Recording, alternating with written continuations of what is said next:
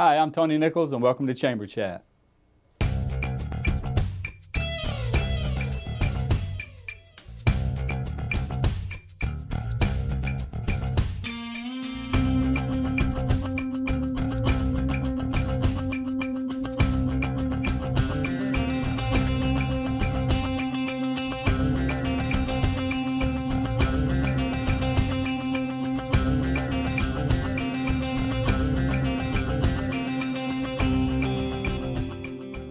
Welcome to Chamber Chat, a program put together by the Salisbury Area Chamber of Commerce to keep you informed on what's going on in your community and in your chamber.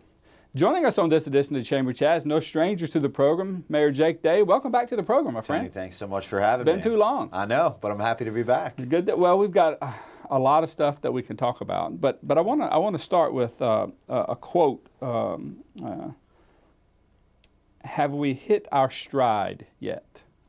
I think we have. I think that was something that was pulled out of a recent talk you gave about the state of the city. Yeah. So while I feel like alternatively I've either been doing this job for 20 years or, and that probably has something to do with being a dad about the same amount of time and lack of sleep. Right. Or, you know, some days I feel like it's only been a week and we're just getting started. Well, it's been 2 years. If your efforts and results have been because the family started about the same time and sleep deprivation is the issue, the family needs to grow. Oh, so we need to. All right, so I'll count you on my wife's team. You're on her side. Okay, I got it. Gotcha. Yeah, we're happy with 2 for right now, but she definitely wants more. Very good for her. One day we're gonna have to deal with that issue. You got to go to the 2.3 whatever the national the median. Sure, absolutely, absolutely. All right. State of the city. You know, I think we have. I say we. I refer to we usually as the community, our city, our county, our region. I don't hear you say I a lot. Well, because no one person can get it done. True. But sometimes when I say we, I'm talking about our city team, which has changed a lot. We went through a reorganization of government recently, a lot of new departments, new structure, and we actually, you know, we've had some transition up at the executive office level too. The city administrator, Tom Stevenson, we moved him into a new position. Yep. Julia Glanz, the new city administrator, was promoted from the assistant position. We created 2 new deputy positions. So we've had a transition. So getting that team into their stride is a process. And it's one that I think we feel like we're finding our rhythm.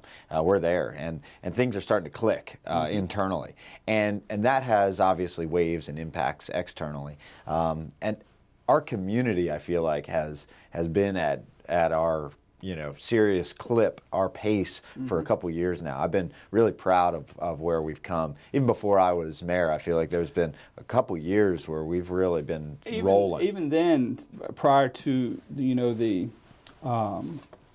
let's call it excitement behind Salisbury.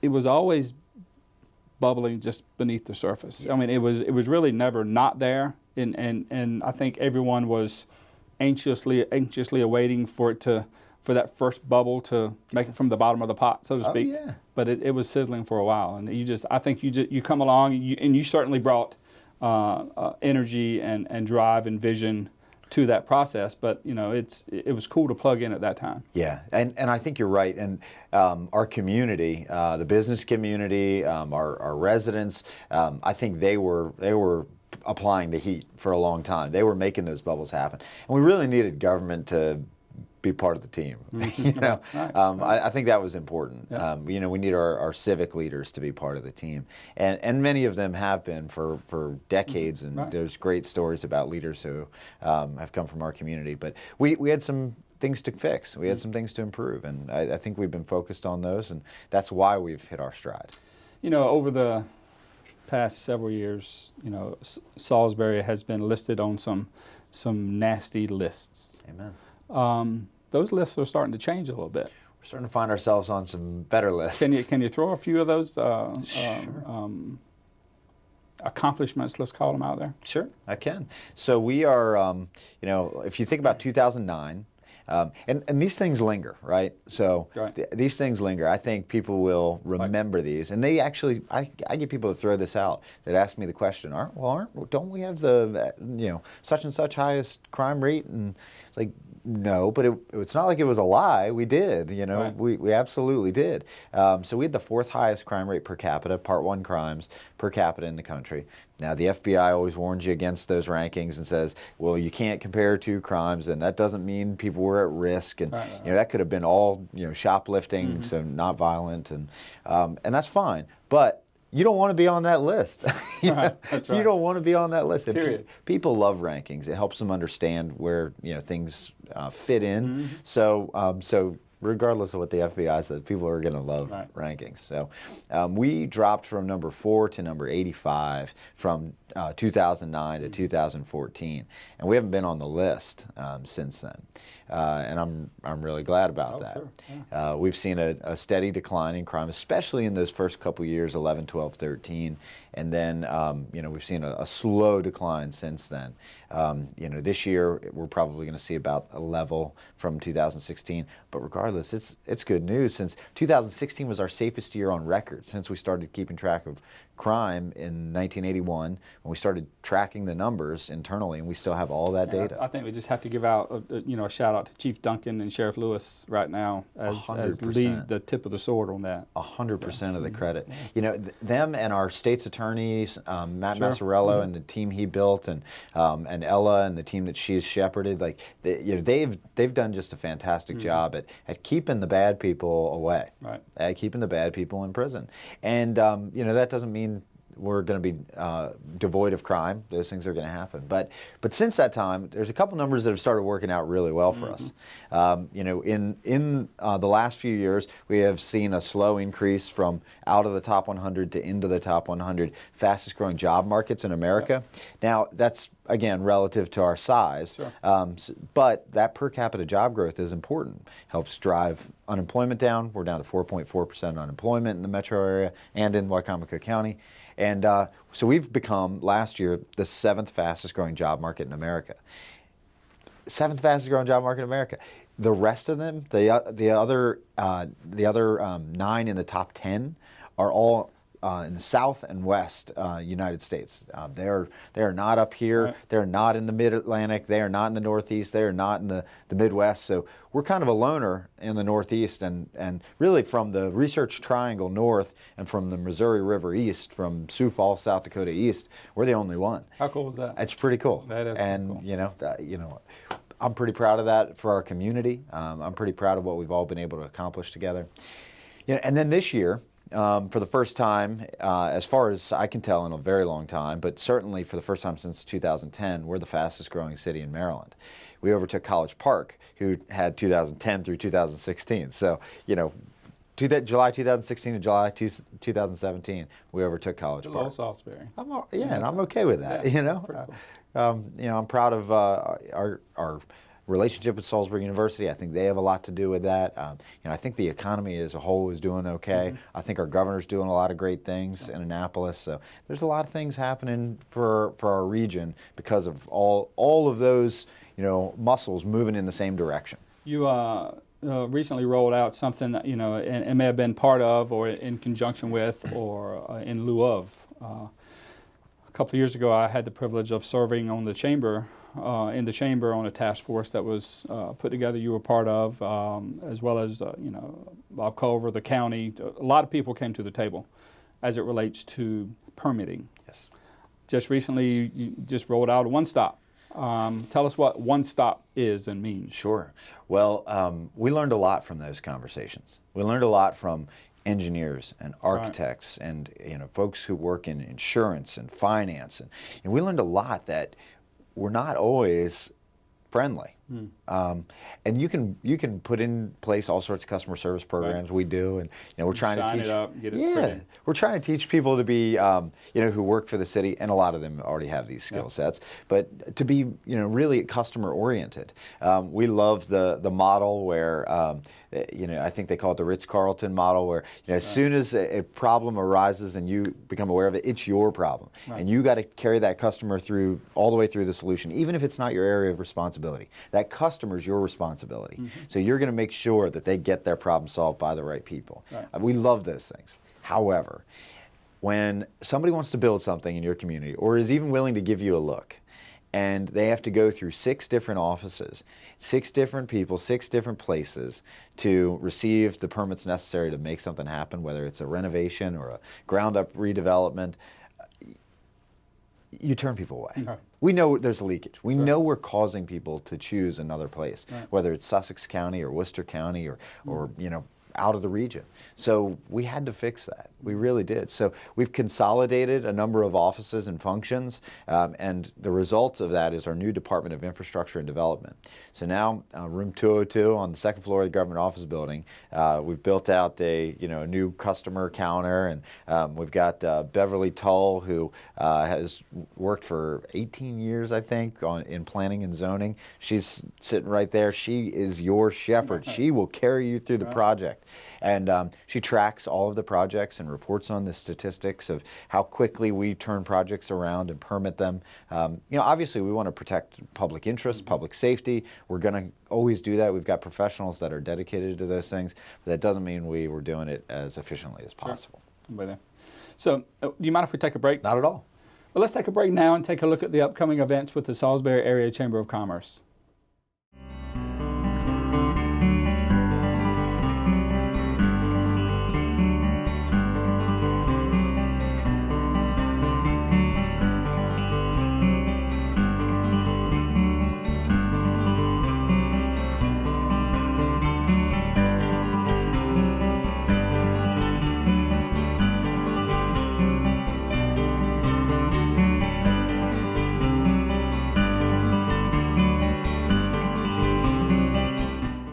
Welcome back to Pack 14, and you're watching Chamber Chat here with Mayor Jake Day.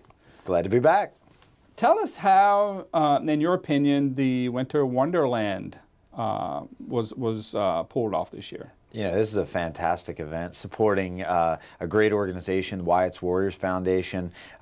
This is really, I think, has a bright future for Salisbury. Jen and Brian Shipe and our friends at Greater Salisbury Committee, Mike Dunn and his team, have done a fantastic job. Our field operations crew worked their tails off to build a 60-foot Christmas tree. Right. Which, yes, kids, sorry, it's an artificial tree, but a 60-foot tree in the city park. We had ice skating. We had a Christmas shopping village. This is the sort of thing that we want to actually extend in future years. This was sort of a test run, but it's a big investment and a big operation, and so we want to see that last the whole month of December if we can next year. So that's our goal, is to make this a Christmas tradition in Salisbury. Well, you just took the words right out of my mouth. It's easily one of those things that can become something that you look forward to all year. Yeah, absolutely. The Winter Wonderland of Lights, the Winter Wonderland going skating in Salisbury. Yes. I mean, it could easily become a tradition very quickly for a lot of people. I know I never I skated here as a kid in Salisbury, never had the opportunity. That doesn't mean we never had an opportunity in the past. I'm not aware of it, but now and moving forward, I think it's a great thing for kids growing up here to be able to do that. Right here on Chamber Chat, I will confess that I did not skate, but I will make the commitment to all the Chamber Chat Nation. We just coined that phrase today. That I will, in 2018, I will put on a pair of ice skates. You heard it here first, folks. And take that, probably plunge. But, well, fortunately, it's a synthetic surface, so you won't go through the ice. You might slide across it a little bit, maybe a couple bruised knees, but you'll be okay. So, you and your family, you by way of the government saying you're going to do it, but your wife has an affection for running. Yeah, she does. She's run quite a few races. Yes, she has. I remember one very significant race she was in, and it worked out well for your family. But we're going to get a marathon. We are. What in the world? Salisbury, Maryland's getting a marathon. Yeah. Here's the thing that I see. People choose places to live based on work, things like that. But ultimately, they want a nice place to live. They want quality of life, and quality of life means a diversity of experiences, a diversity of things to do. You got to have a beautiful park. You got to have a thriving downtown. You got you got to have a mall. You got to have according to most people, you got to have a Cracker Barrel, and we could talk about that too. Chick-fil-A on the South End. Got to have a Chick-fil-A on the South End. On 13. Yes, sir. Yes, sir. So all these things are critical, and I think one of the stars in our constellation that we were missing was a marathon. It's something that most larger cities have, and there's not one on the Eastern Shore. There's a half in Ocean City, a half in St. Michael's. There are two marathons in southern Delaware on the coast. Okay. And we wanted to, be part of the mix and attract people here. It's an economic development initiative. Sure. Rehoboth made about $3 million in economic impact last year. St. Michael's about $2.5 million in economic impact. So for a thing that not many people can do, and I consider myself among them, although I'm going to try this year. Right. But for a thing that not many people can do, it actually has a pretty big impact because people want to participate and they want to show up and support it. About 85 to 88%, depending on those two races, were out-of-towners that came and stayed the night in town. So that's great for our tourism economy. Sure. It's great for our hotels and our restaurants, but also just the community pride. So USA Track and Field came in 2 weeks ago, and they measured our course. They certified it as an official Boston Marathon qualifier and a New York City Marathon qualifier. That was actually pretty cool. We're excited about that. I will not qualify for either. I'll say it right now. But even if you run the half at qualifying speed, you can qualify for the New York Marathon. Okay. So you got to be pretty quick, but you can qualify for both. Now, my wife, who you mentioned, she's run Boston and Philadelphia and DC and others, but she runs frequently the Steamtown Marathon in Scranton, PA. Right. And you got to ask yourself, why would anybody go to Scranton, PA to run? Well, the Scranton Steamtown Marathon is a very flat course, super flat course, in a very hilly region, but the course is super flat. So everybody runs it for speed, for time. So they attract thousands of people from around the country for speed and for time. And so Salisbury... I was going to say, and Salisbury? Yeah. We are a flat place, obviously. Right. This course is a minus 11-foot course. So over the course of it, you will drop 11 feet. So it's not going to feel like a downhill run, but with ups and downs, you'll actually lose elevation. So it's a very flat course. I think it's going to attract a lot of people. We're super excited about it. We got a great race director, Jason Chance from TCR Event Management, former Wycomico County Sheriff's Deputy, former Marine, great planner, very organized, and he puts on a lot of races, including St. Michael's and others. I think that same day you'll have a mini race within that marathon race. I'm so glad you mentioned this. So the 5K is something that's actually been going on for a couple years, but we'll be joining forces. The 5K is the Life Crisis Center's Pinwheels for Protection 5K. And now, if you're familiar with that, you've probably seen the pinwheels on Beagland Park Drive, on the downtown plaza, and elsewhere around town. This is a campaign started by Courtney and Ray Geiser and Abby Marsh and the team. Chamber chat. It was a great time. They're incredible people. They are raising awareness for child abuse, and they believe, and I'm sure they're right, and I trust that they're right, that public awareness and talking about it helps. Kids talk about it, helps parents look out for risks, and that's while it's a scary topic, it's one that very needed. If public awareness helps, let's make the public aware. So we're excited because the proceeds of the event, a small portion will be going to, 10% will go to Eastern Shore Running Club that's managing the event for us. The rest of the proceeds will be evenly split between Life Crisis Center's Pinwheels for Protection campaign and Athletes Serving Athletes, which is a great program, and actually one that partners with Pinwheels frequently, where athletes push limited ability athletes, so people who are wheelchair bound or have limited mobility, on the race course. So they actually push them in the marathon, which, let me tell you, I've only done it for a 5K, is an extra workout. Oh, yeah. Yeah. It's an extra Can't workout. comprehend it. Great programs. and I think, you know, what you need to remember, anybody who's interested in signing up for the 5K, the half marathon, or the marathon, is that your proceeds aren't going to the city of Salisbury. They're not going to any, Right. you know, any corporation. They're not going to somebody's pocket. They're going back into our community in these great endeavors, these great community endeavors. If a marathon wasn't enough, well, I'll start with this. Where did you find Caroline O'Hare? Holy cow! We got lucky. What a champion of a great cause. We got lucky. We're blessed. The National Folk Festival Yes, comes sir. to Salisbury. Yes, sir. That's going to be a big deal for a long time to come. All of the things that we've talked about will Sure. be will have ripple Traditions, effects. right? Yes, Traditions. That's right. You know, the National Folk Festival. So Laura Bottinelli, our great director of our Ward Museum here in town, when I was a candidate for city council in early 2013, she pulled me into her office and said, read this brochure. We need to apply. We need to go after this. We should get this. It'll be huge for our community. And I saw folk.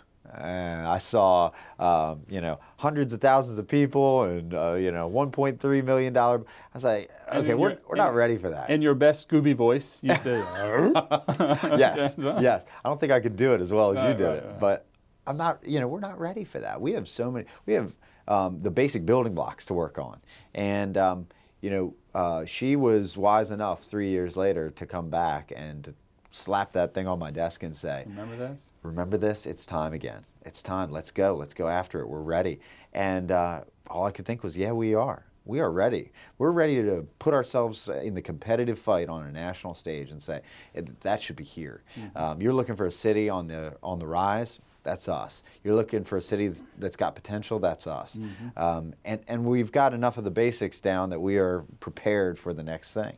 You know, when we applied, we didn't know what the response was going to be, but the state of Maryland was in our corner. Wycomico and Worcester counties were in our corner. Town of Ocean City was in our corner. So everybody was kind of with us. And so out of over 80 applicants around the country, we were one of the 3 finalists. So the folks fly in, they come visit us, and you know, they do a site visit, and we walk them around, and we show them our footprint, which was the city park and zoo and the civic center and the old mall property. And we hadn't talked to the folks that own the old mall property, but we were confident, you know, they'd work with us. And we went out to dinner at Sobo's that night, and we were having a conversation, and we were like, well, how are we doing? They're like, great, you know, there's a lot of good things, but we got to tell you, this is a street festival. If you don't give us a better site, we're not going to do it. Lovely as your park and zoo are, we're not going to do it. We're going somewhere else. So we scrambled. And we spent all night back at the drawing board planning streets in downtown and where it was going to go. And we came back, you know, printing out the Greensboro and Richmond festivals and layering them over our downtown, and the Bangor, Maine festival, and came back in the morning with a new map. And they said, we think you're going to be okay. Thank God for 30 years of the Salisbury Festival, right? Yes, we've done it as a community. Right, you know, we've invited people into our core before. We know how to do this. Yeah. And so, you know, we pitched and we won, and, you know, we're bringing this here. And, you know, now 100 to 200,000 people, 30 million in direct spending, and over 100 million in ancillary benefits in each year. This is a big deal for our community. And it's my understanding, and listening to Caroline a couple of times now, the first year's not the big year. No, it grows. Yeah. And part of that is because about 85% of the attendees come from within 100 miles, typically. And one of the reasons that we were so competitive, too, was because we're right here with reach. such proximity to Philly and Norfolk and Baltimore, I tell people Washington, we live in New the York. perfect place. We do. Yeah. It's convenient to, you know, a quarter of the U.S. population. So we pitched it on that basis, knowing that, hey, we're a small place. Small places have done it before. But we expect that this thing will grow just as it has every other year. So I think in Greensboro they had about 75 to 100,000 in year 1, year 2 125, year 3 over 150,000, and you know, Richmond gets 250,000 people a year in their Legacy Festival, and that's one of the great things about this is It doesn't stop. It doesn't stop. 3 years branded as the national, and then we get to keep doing it. And one of the great things about this festival, and I should have mentioned, and Caroline probably did a better job than I can do, but 2 things. When you hear folk music, I don't know. I expect a bunch of banjos, and there will be banjos. Don't get me wrong, but there will be so much more. I saw a New Orleans brass band, Irish dance music, Japanese drummers, Polynesian dance music, Creole, calypso, blues, hip hop, even. I heard Caroline everything. talk about the salsa dancing was just Yes. Unbelievable. Yes. I heard, and this was after I left Greensboro, but I heard some of our staff were doing salsa dancing down there on the. Okay.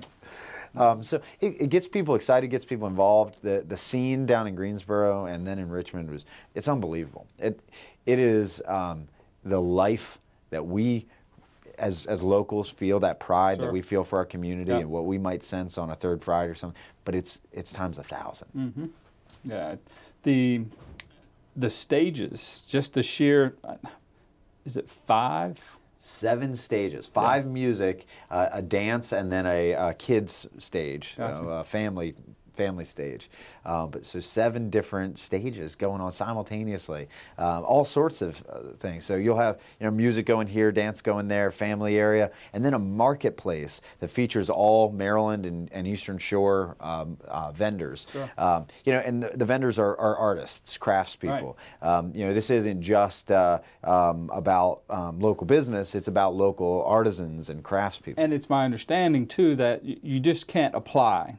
And whether it's your band or you're an artisan and you make a widget, it has to be tied into a legacy. That's right. Of that craft or that art. That's right. Which is in and of itself pretty cool, and I think will help or has helped the enormous professional curb appeal yet family-friendly atmosphere. Yes. Yeah. Because the National Council for the Traditional Arts, our partner in this, because they have a rigorous process and a juried process to select the best artists in their tradition, in their field, Right. in their type of music, you're going to go see a good show. And in the 3 years of the National, there will be no repeat performers.